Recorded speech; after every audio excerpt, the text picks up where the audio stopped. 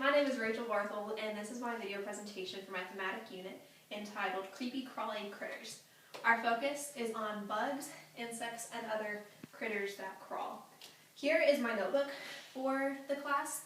It contains everything that we've done for our thematic unit, so our overall summary, pictures of the bulletin board and a summary of that, and then my science activities, my math activities, and my virtual field trip, as well as all the teaks that go along with that, and pictures of everything. So, this is my interactive science board. I have 3 sections. I have the life cycle of a butterfly, the very hungry caterpillar, and a sorting activity. On the life cycle of the butterfly, we all know that it has 4 stages. The egg, the larva or the caterpillar, the pupa, which is the chrysalis or the cocoon, and the adult, which is the butterfly that we see.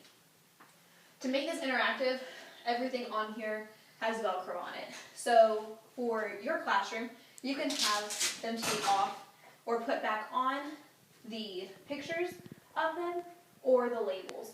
So you can pull off the egg and you can also switch them around because the arrows stay where they are, as well as the label.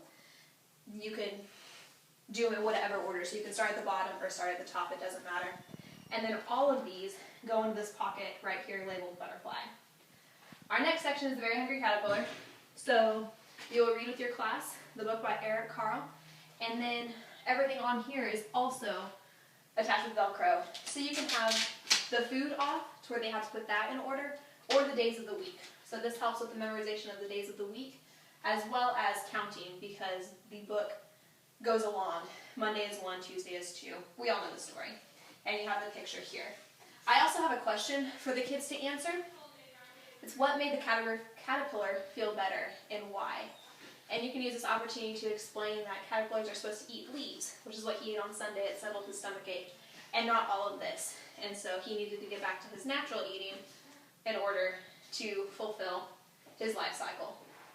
And then my last activity on this board is a sorting activity. So I have a T-chart, and right now I have can fly and cannot fly. So on this side we have a mosquito, a butterfly, a bumblebee, a ladybug, and a fly. And on the other side we have an ant, a spider, which is debatable. Some people think they can fly, so you can just talk to your class about that, and a caterpillar. And then all of these have their pockets down here. And because everything is laminated as well, you can use dry erase markers or Sharpie markers to switch the categories that you want them to sort them in. You can also switch out the life cycle. So instead of doing a butterfly, you could do a snail and just have more arrows or more Velcro with pictures and labels. So that is my bulletin board. For my math activities, we had caterpillar counting and ladybug addition. Normally these would be on the table, but because they're on the wall, I went ahead and taped the circles up there. I have pockets for the ladybug spots and the caterpillar circles. The ladybug spots are all black, and the caterpillar circles are multicolored, as you see here. For the ladybug addition, this big ladybug is laminated, as well as all of the dots, so that the kids can come over here, put as many dots as they want. I have up to 20, because that's what's in the teaks for kindergarten, and they can either set them on there if it's on a flat surface, or I have double-sided tape that I use to stick them on there. Once they're done, they will have a dry erase marker for this paper, which has also been laminated, and it says, my ladybug has 3 spots on one side, or on one wing, and 4 spots on the other. And then from there, they come up with a number sentence, or an addition sentence. So we have 3 plus 4 equals 7 spots. Because this is laminated and they won't get to keep it, I also have little ladybugs that have been printed off that you can draw on with a crayon or marker. I did crayon so you can't really see it, but it's the same concept. So they can use however many numbers they put on the big ladybug and put it on their little ladybug as well. After that, you can glue it or tape it onto this, which is just this paper, smaller though, so that their parents can see exactly what they did. It's nice for you as the teacher to see, but it's always cool whenever the kids get to take something home to their parents, especially when it's dealing with number sentences. For my caterpillar activity, or caterpillar counting, we have the circles. So they can arrange them in any order, any color, however many they want. It doesn't matter. Again, it's up to 20 because that's what they're learning to count to. So I have 11, but I have the last one right here. So that would be 12. Then they would complete the sentence. Because my caterpillar is 12 circles long. As well with a dry erase marker. And if you want, they can go and draw legs and antenna, whatever they want to do, a smiley face. And then they can come over here and they can take the dots that they use, or more dots, and either draw their caterpillar or glue the dots on. It depends on how messy you want to get with the glue stick. And then they would fill out the number sentence. Again, I do it with a crayon so you can't really see it. But it's just, it works on counting. And because this is dry erase, if it was on a flat table, they could erase it, so wipe it off, and then do it all again with a different number. So they can practice counting from 1 all the way to 20. I have the directions here.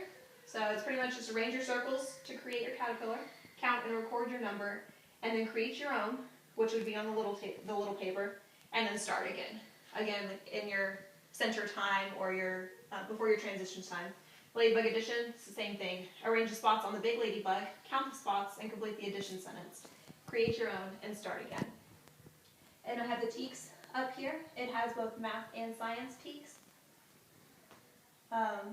Because the caterpillar, it's all in one line, so it allows them to observe how long the caterpillar is. It can go up and down, but naturally it just goes straight across. For my math activities, I decided to do life cycles again, but I have the life cycle of a ladybug with all of the stages in a black pocket. This I glued on a manila folder and laminated it so that I could fold it up and use it year after year. So the kids will come over and they will take the pictures, which have also been laminated and cut out of the pocket, and put them in an order. It's not really a keep activity because it just slides right off, but it's just so they can put a picture to the label. And it also has the same names as the life cycle of a ladybug, so they can make that connection as well. For my next life cycle, I have the life cycle of a grasshopper, which is a little different because it's egg, nymph, and adult. So you can go through the meaning of those words. This one also has a pocket of its own with the pictures. So we have the egg, the nymph, and then the full-grown grasshopper. So they would just put it right above or right beside the word so they can see it. For my last science activity, I have spider webbing, and I have different lengths of yarn cut out, and I will have papers set aside for the kids, and they take the yarn and they create their own web. A lot of spider webs look the same, but depending on where you find them, they look a little different. So this allows your students to create a spider web based on what they think and make up the scenario in which they found it. I also have a little yarn spider that I just made a yarn ball. So if you wanted to take a picture, they could put this on it so you could save it, write their name on it, or you can get a glue stick out and have them glue the yarn down and make their own spider to take home. It all depends on what you want to do and how in-depth you want to do it. I also, for my science, have a matching game to where I printed off several kinds of bugs, and they're all different sizes, so your kids might catch on to that. But basically, you'll just flip them right side up so that the kids can see the pictures, and then go through, flip them around, and they take turns going back and forth matching. This helps them see that, or organize their bugs. So if they pick these two up, they're going to know it's a ladybug. And at the end, you can have them go through and say, so-and-so has the ladybug, the grasshopper, and the butterfly. And then the other child would say, I have the bumblebee and the spiders. So it's just a cool way to do recognition of bugs and critters and everything that crawls. And that is my thematic unit. Thanks for watching.